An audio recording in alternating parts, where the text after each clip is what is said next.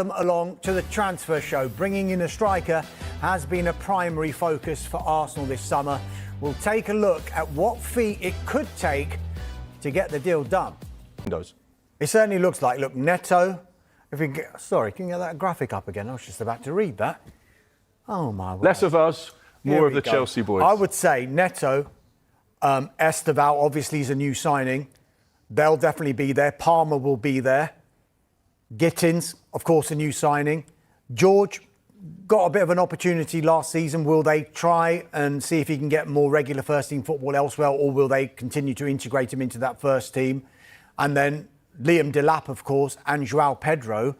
The rest of those names, you could actually see Chelsea, if good enough offers were to come in for those players, they would definitely have a look. Now, people will say Chelsea will probably need to start selling, because the question I keep getting asked when I talk about Chelsea is how they're seemingly able to spend and spend and spend all this money bringing in all of these players. Do they actually need to sell? They don't need to sell. Funnily enough, actually, Chelsea, despite all of their spending over the last few windows, are one of those sides that have quite a lot of headroom when it comes to PSR. Now, there are two reasons for that. First and foremost, they've sold a lot of players that came through their academy or represented 100% profit with regards to PSR. So players like Mason Mount, who went to Manchester United for the best part of £60 million, that was 100% profit, £60 million. And they've been very clever at selling players that have come through their academy. They've obviously been very wise with regards to what they've done and how they've structured their accounts, the businesses that they've bought and sold around Chelsea Football Club. We know they sold the women's team as well, which has proved to be very fruitful and successful with regards to the accountancy situation. So therefore, actually, Chelsea can still spend money and they still have room with regards to PSR. But of course, they'll probably be getting these players in with a view to, actually, we're going to sell X, Y and Z, and that's going to generate us 150 million in income. Therefore, we're very comfortable with our current situation.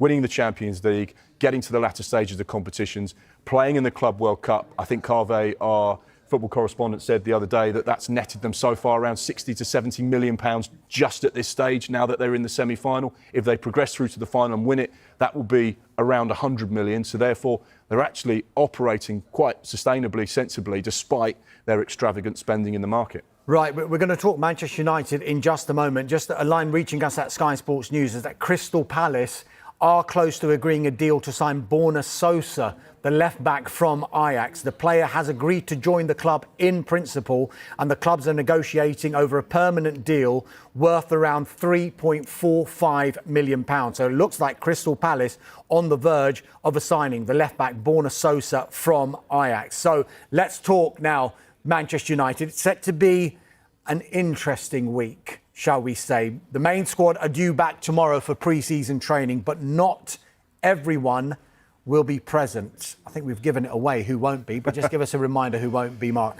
Yeah, Marcus Rashford, Jadon Sancho, Alejandro Garnacho, Anthony and Tyrell Malacia. Those five players have been granted permission by Manchester United to delay their return to pre-season training. We understand the bulk of the first team will be back in tomorrow, the 7th, for the start of the brand new pre-season campaign. However, like you say, five players won't be there. Now, I guess we read into this. We know there's been a lot of noise and speculation about these players and a potential departure from Old Trafford. So the fact that they've been granted permission would suggest that they're saying, look, OK, guys, if you don't want to come back to Manchester United, if whichever phrase or terminology you want to use, it's clear that the days at Old Trafford are numbered. So therefore, we're going to allow you time to facilitate the moves that you want, and then we will go from there. Of course, Manchester United don't want these players to come back and then the stories start to come out. They're training with the 21s, they're training with the youth team, they've got a separate training regime to the first team. Then there's the noise about, are they going on the pre-season tour? They're not with the main group, and it just becomes negativity that Manchester United don't need. So actually, it feels like quite a sensible move to say, here's the time you need, get the deals done, but whether or not, and this is the big question, can these deals get done within the next 4 or 5 days? Because these are all potentially quite big deals to make happen, whether it's because of wages, because of transfer fees, or because of the fees that Manchester United will attach to the players. You could go through individually, but it feels like it's going to be an interesting week or so for these players at Manchester United. Yep, clearly there will be a focus at Manchester United on trying to get fees and permanent moves for these five players.